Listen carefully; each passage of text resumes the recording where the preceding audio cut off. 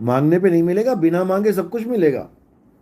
आपको कैंसर है, आपको टीबी है, आपको कोई प्रॉब्लम है, आप अगर उनको ठीक कराने के लिए हमारे पास आओगे तो कुछ नहीं मिलेगा, भूल जाओ। लेकिन आप केवल मुक्ति के लिए आओगे तो शायद परमात्मा ये सब ठीक भी कर दे। बिन मांगे मोती मिले, और मांगे मिले ना भीख। बस इतना याद रखना। ऐसा नहीं है कि यहां पर कुछ नहीं होता, बहुत होता है, बहुत कुछ होता है। ऐसे ऐसे फोन नंबर दे दूं जिनको कोढ़ तक हुआ और 6 महीने में ठीक भी हो गए, सत्संग सुनते सुनते।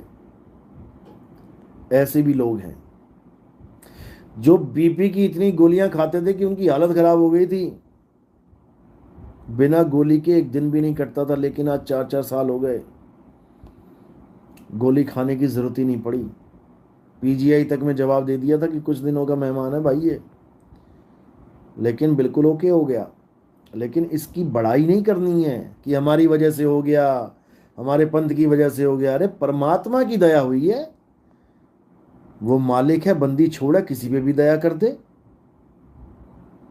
कच्छ में हमारी भगतमती है, इतनी हालत खराब होगी, किडनी पेशेंट है, बेड पे आ गई, 2 दिन तक कोमा में रही, 3 दिन तक ना बोलना ना कुछ, बिल्कुल सन्नाटा।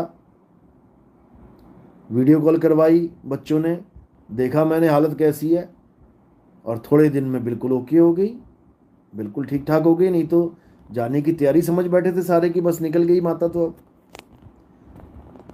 ये उसकी मौज है, परमात्मा की दया। वो किस कब किस पर कौन सी दया कर दे, कुछ भी हो सकता है। ऐसा नहीं है कि वो ठीक हो गई तो ही दया है मालिक की, मर जाती तो बड़ा मालिक की दया नहीं होती। ये हमारी नजर देख रही है कि मर गई कि बच गई। तुम्हें क्या पता कि वो शरीर छोड़ती और इतने आनंद में छोड़ती, परमात्मा दया करते और वो कहती शुक्र मालिक तेरा, शुक्र तूने मुझे इतना आनंद दे दिया कि मुझे याद ही नहीं रहा कि मैं शरीर छोड़ रही हूं। ये पहले क्यों नहीं दिया, पहले दे देता, पहले शरीर छुड़वा देता। तेरा लाख लाख शुक्र है, तूने मुझे इतने आनंद में मृत्यु प्रदान कर दी कि मेरे शरीर की मौत भी हो गई और मुझे पता भी नहीं लगा। सोचो कितने खुश नसीब हैं वो लोग जिनकी मौत एक जश्न बन जाती है, आनंद का सागर मिल जाता है, शरीर छोड़ने का गम ही नहीं रह जाता। मांगे तो मांगे क्या, किससे मांगे। ऐसे आनंद में इस देह को छोड़ना ही असली जीवन है। शरीर बचाना असली जीवन नहीं है कि मैंने ऐसा गुरु धारण कर लिया, उसने मेरी फेल हो गई किडनियों को ठीक कर दिया। तो बताओ कब तक ठीक करेगा, कब तक चलाएगा। अरे सारी उम्र के लिए, सारे वक्त के लिए, जब तक वक्त है क्या तब तक बचा के रखेगा। एक ना एक दिन तो जाना पड़ेगा, तब क्या करेगा। फिर गुरु झूठा हो जाएगा कि अरे यार गुरु किया था फिर भी मर गया। एक ना एक दिन तो मरना ही पड़ेगा। तो गुरु वो नहीं है जो तुम्हें बचा ले, तुम्हारी इस काया को बचा ले। गुरु वो है जो उस आनंद में इस काया को छुड़वा दे कि तुम्हें होश भी ना रहे कि ये मौत है कि जश्न है। तब आएगा असली मजा,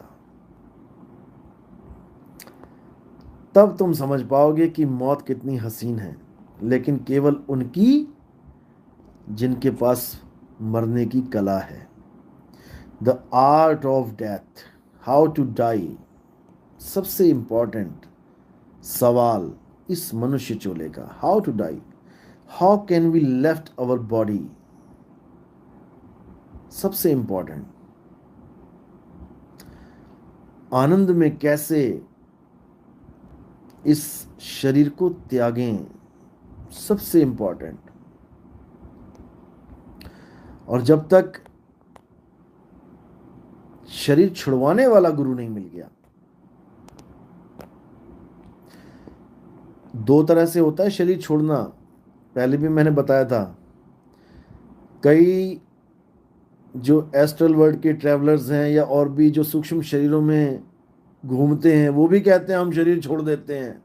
हमारे गुरुजी शरीर छोड़ के अमेरिका चले गए, इंग्लैंड चले गए, यहाँ चले गए, वहाँ चले गए, धक्के खाने चले गए 3 लोग के। असल में गुरु वो है जो 3 लोग में धक्के खाने नहीं जाता, जो अपने स्वरूप में स्थित हो जाता है, वो है गुरु।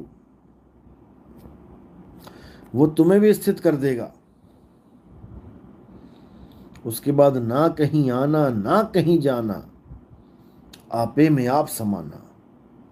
अब आपे में समाये तो कभी है नहीं, और कह रहे हैं ना कहीं आना ना कहीं जाना, जहां हो वहीं स्थिर हो जाओ। अरे मूर्खों, जेल में पड़े हो, घर छोड़ के आए हो जेल में, अब जेल में स्थिर होना है क्या? इतना भी नहीं समझ पाते। जेल से अपने घर तक तो पहुंचो पहले। विहंगम चाल क्यों बोली गई है? विहंगम चाल का मतलब यह नहीं है कि जहां हो वहीं रह जाओगे। विहंगम चाल का मतलब है जहां हो वहां से उडारी डायरेक्ट मारो और अपने घर में पहुंच जाओ, निज घर में पहुंच जाओ। एक छुड़ाए एक लखाए, तब प्राणी निज घर को जाए, तब बात बनेगी। नहीं तो बात बनने वाली नहीं है भाई, समझ लो अच्छी तरह। तो किसी के चक्कर में नहीं फंसना कि कोई पुराने संतों की, जैसे ओशो हैं, उनकी वीडियोस तुम्हें सुनाए, देखो कितना अच्छा ज्ञान है। अभी मैंने सत्संग करने हैं ओशो पे भी, आधी दुनिया को कैप्चर कर लिया है, लेकिन रहे अज्ञानी के अज्ञानी।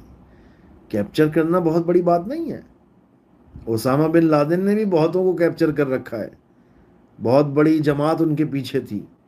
बात कैप्चर करने की नहीं है, बात है सत्य ज्ञान देने की, सच्चा ज्ञान देने की। पत्थर पूजने वालों ने भी खूब कैप्चर कर रखे हैं लोग, लेकिन सत्य ज्ञान नहीं दे पा रहे हैं।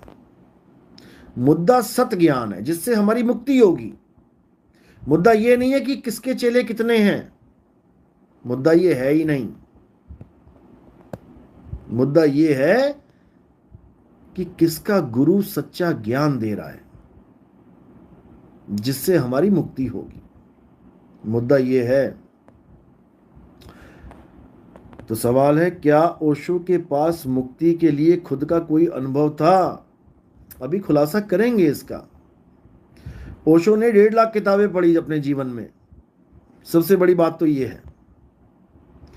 अब किताबें किसको पढ़ने की जरूरत पड़ती है? कौन किताबें पढ़ता है? पहले तो यह समझ लो। और किताबें लिखता कौन है, यह भी समझ लो।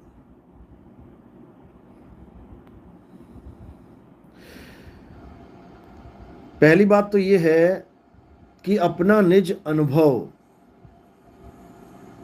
जब तक ये नहीं हुआ, तब तक चाहे 1 लाख, चाहे 2 लाख, चाहे 10 लाख किताबें पढ़ लो, तुम्हारा कुछ होने वाला नहीं है। हाँ, किताबें पढ़ पढ़ के तुम वक्ता जरूर बन जाओगे, बोलने की शैली आ जाएगी, लोगों के अनुभवों को तुम अपने मुंह से बयान करने लग जाओगे, लेकिन उस अनुभव को फील नहीं कर पाओगे, कभी भी नहीं। क्योंकि जिन्होंने वो किताबें लिखी हैं उन्होंने कुछ करके लिखी हैं, लेकिन जो पढ़ने वाला है, जो पढ़ के सुनाने वाला है, उसने कुछ किया या नहीं किया ये हमें नहीं पता है। हम तो केवल सुन रहे हैं ना उसको। अब ओशो ने किया क्या है वो हमें खूब पता है। उन्होंने महात्मा बुद्ध की हर बात को अपनाया है, यहां तक कि उन्होंने विपस्सना को अपनाया है। उन्होंने विपස්සना को अपनाया है, उन्होंने महिमा गाई है। जबकि हमारी नजर में विपස්සना ज्ञान है लेकिन पूर्ण ज्ञान नहीं है, विपස්සना ध्यान है लेकिन पूर्ण ध्यान नहीं है। फर्क इतना है। ओशो ने ज्ञान दिया, बहुत अच्छी बात है, बहुत बढ़िया ज्ञान दिया, लेकिन सत ज्ञान नहीं दे पाए।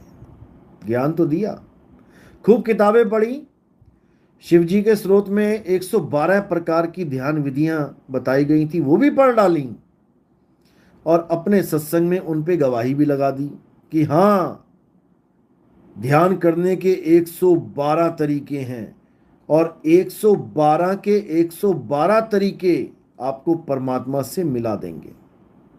जो ये झगड़ा करते हैं कि मेरा तरीका सही और तेरा तरीका गलत है, वो निपट मूर्ख है, अज्ञानी है। उन्होंने साफ बोला। उन्होंने यहां तक बोल दिया कि तिब्बत में ऐसे लोग हैं जो ध्यान करते हैं। कैसे करते हैं? पहले खड़े हो जाते हैं सीधे, फिर ध्यान रखते हैं, ध्यान देते हैं कि मेरा वजन दाएं पैर पे है कि बाएं पैर पे है। धीरे धीरे बैलेंस करते करते करते वो उस ध्यान की अवस्था में पहुंच जाते हैं। अब बताओ, मतलब कि हद होती है जिसको कहते हैं।